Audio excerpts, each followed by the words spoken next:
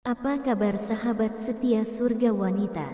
Semoga sahabat sekalian selalu dalam keadaan sehat walafiat. Amin ya rabbal alamin. Pahlawan wanita adalah gelar yang cukup langka di Indonesia. Namun, di antara banyaknya pahlawan nasional yang ada, nama-nama wanita pejuang ini tetap menjadi teladan bagi masyarakat.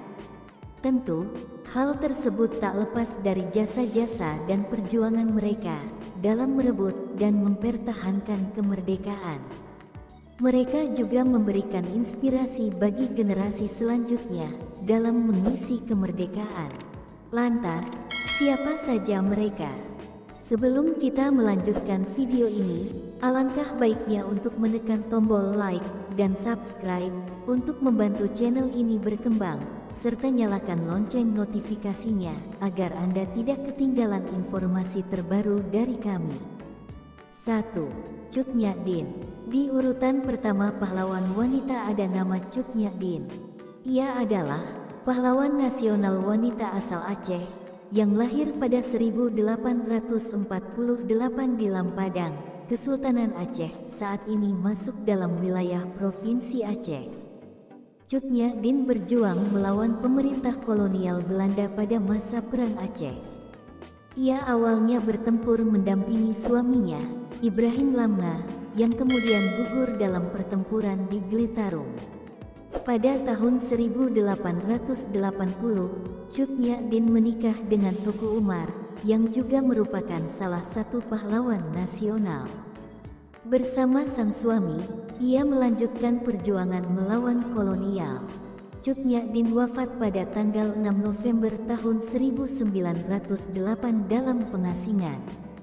Setelah sebelumnya ia ditangkap oleh Belanda dan dimakamkan di Gunung Puyuh, Sumedang. 2. Dewi Sartika.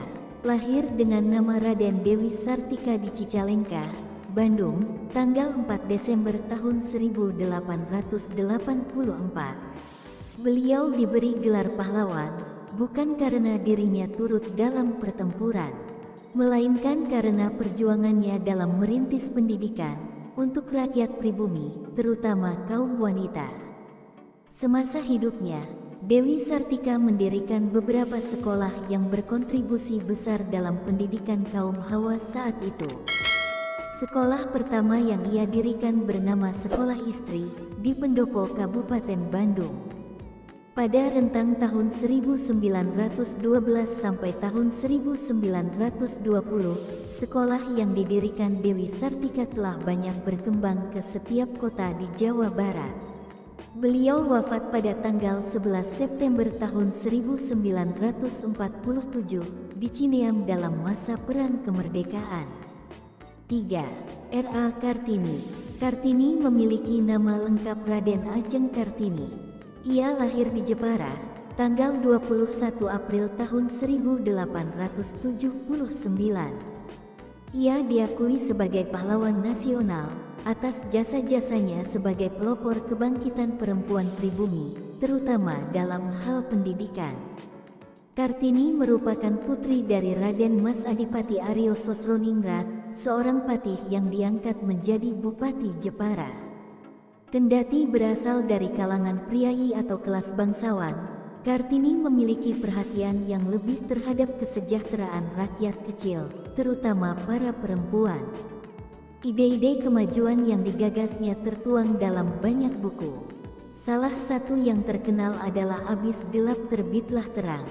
Ia wafat pada tanggal 17 September tahun 1904 di usia yang sangat muda, yaitu 25 tahun, dan dimakamkan di Desa Bulu, Kecamatan Bulu, Rembang. 4. Martha Christina Tiahahu. Pahlawan wanita asal Maluku, Martha Christina Tiahahu adalah pahlawan wanita yang melawan tentara kolonial Belanda di Maluku.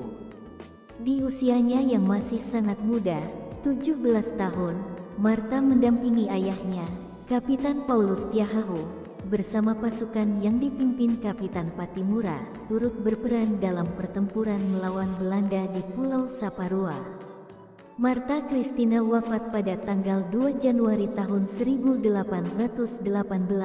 setelah sebelumnya ditangkap dan diasingkan oleh Belanda.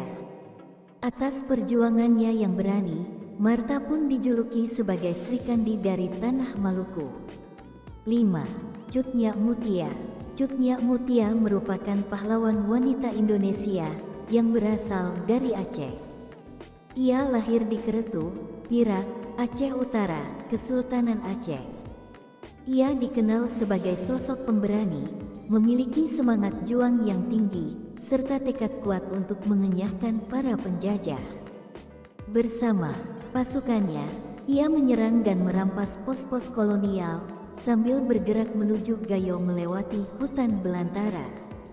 Namun perjuangan Cut Nyak Mutia harus terhenti ketika ia bersama pasukannya bentrok dengan Marehausi di Aluekurieng pada tanggal 24 Oktober tahun 1910. Dalam pertempuran itu, Cut Nyak Mutia gugur. 6. Malahayati, pahlawan wanita yang melawan Cornelis de Houtman. Malahayati, yang lebih dikenal dengan nama Malahayati, adalah salah satu perempuan pejuang yang berasal dari Kesultanan Aceh. Ia adalah seorang keturunan bangsawan.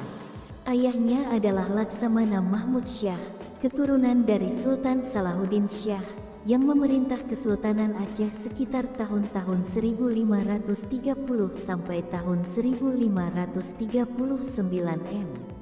Malahayati merupakan sosok pemberani yang tak kenal lelah dalam usahanya mengusir penjajah Belanda. Pada tanggal 11 September tahun 1599, ia memimpin 2.000 orang pasukan Inong Bale, janda-janda pahlawan yang telah syahid berperang melawan kapal-kapal dan benteng Belanda. Ia berhasil mengalahkan Cornelis de Houtman dalam pertempuran 1 lawan 1 di geladak kapal.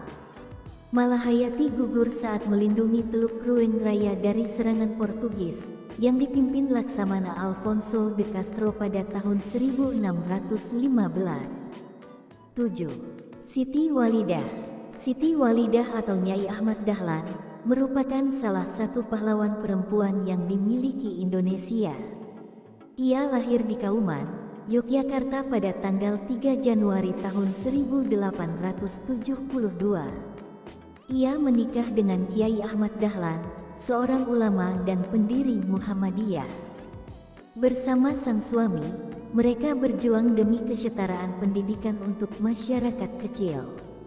Pasangan tersebut mendirikan organisasi Soko Tresno dan Aisyah yang memberikan perhatian khusus pada kemajuan perempuan, terutama di bidang pendidikan. Ia juga berpartisipasi dalam diskusi tentang perang bersama Jenderal Sudirman dan Presiden Soekarno. Nyai Ahmad Dahlan meninggal pada pukul 1 siang pada tanggal 31 Mei tahun 1946. Ia dimakamkan di belakang Masjid Gede Kauman, Yogyakarta. 8. Maria Walanda Maramis, pahlawan wanita asal Sulawesi Utara. Nama aslinya Maria Josephine Catherine Maramis, dilahirkan di Kemah, Kabupaten Minahasa Utara, Sulawesi Utara, pada tanggal 1 Desember tahun 1872. Ia menjadi pahlawan nasional wanita karena jasa-jasanya dalam memperjuangkan kemajuan dan emansipasi perempuan. Ia mendirikan organisasi bernama Percintaan Ibu kepada anak temurunnya Pikat sebagai wadah untuk memajukan kaum perempuan di Minahasa. Pikat yang digagas oleh Maria berkembang pesat, punya banyak cabang hingga ke Kalimantan dan Jawa. Ia mendirikan sekolah bagi anak-anak perempuan bernama Huishound School Pikat dan tidak dipungut bayaran. Maria juga membuka sekolah kejuruan putri lengkap dengan asramanya. Ia meninggal dunia pada tanggal 22 April tahun 1924 di usianya 51 tahun. 9. Nyai Ageng Serang, bernama asli Raden Ajeng Kustiyah Wulaningsih Retno Edi, lahir di Serang, Purwodadi, Jawa Tengah, tahun 1752. Ia adalah anak Pangeran Natapraja yang menguasai wilayah terpencil dari Kerajaan Mataram, tepatnya di Serang yang sekarang wilayah perbatasan Grobogan Sragen. Ia berjuang melawan pemerintah Belanda bersama suami, ayah, dan kakaknya. Mereka terus mengobarkan semangat dalam membela rakyat melawan penjajah yang saat itu dibantu Paku Buwono I. Perjuangannya terus berlanjut meski keluarga tercinta telah gugur lebih dulu. Nyi Ageng Serang dengan berani tetap memimpin pasukan yang tersisa hingga dia berusia 73 tahun. 10. Andi Depu, pahlawan asal Mandar. Lahir dengan nama Andi Depu Maradia Balanipa di Tinambung, Polewali Mandar pada bulan Agustus tahun 1907. Ia adalah salah satu dari pahlawan nasional wanita yang terkenal sangat pemberani. Nama Opu Daeng Risaju didapatkannya setelah sang suami diangkat menjadi imam Masjid Istana Kerajaan Luwu. Bersama sang suami, ia mendirikan Partai Syarikat Islam Indonesia (PSI) cabang Palopo yang menentang pemerintahan kolonial. Dirinya kemudian meluaskan perjuangannya yang menimbulkan kekhawatiran bagi pemerintah Belanda. Kendati mendapat banyak tekanan dan ancaman, sampai dicabutnya gelar kebangsawanannya, ia tetap gigih melanjutkan perjuangan. 12. Ruhana Kudus, pahlawan wanita yang brilian. Ruhana Kudus lahir di Koto Gadang, Kabupaten Agam, pada tanggal 20 Desember tahun 1884. Ayahnya adalah Muhammad Rasyad Maharaja Sultan, seorang kepala jaksa di pemerintah Hindia Belanda. Rohana tumbuh dalam keluarga yang gemar membaca. Perjuangan Ruhana Kudus dalam merebut kemerdekaan dilakukannya melalui tulisan di media. Ia juga memelopori berdirinya dapur umum dan badan sosial untuk membantu para gerilyawan. Ruhana mencetuskan ide dalam penyelundupan senjata dari Koto Gadang ke Bukit Tinggi melalui Ngarai Siano, yakni dengan cara menyembunyikannya dalam sayuran dan buah-buahan yang kemudian dibawa ke Payakumbuh dengan kereta api. Hingga ajal menjemput di usianya 87 tahun, ia masih terus berjuang. Sampai jumpa di video terbaru kami berikutnya, dan bantu channel ini untuk terus berkembang dengan menekan tombol like dan subscribe. Terima kasih banyak atas waktunya.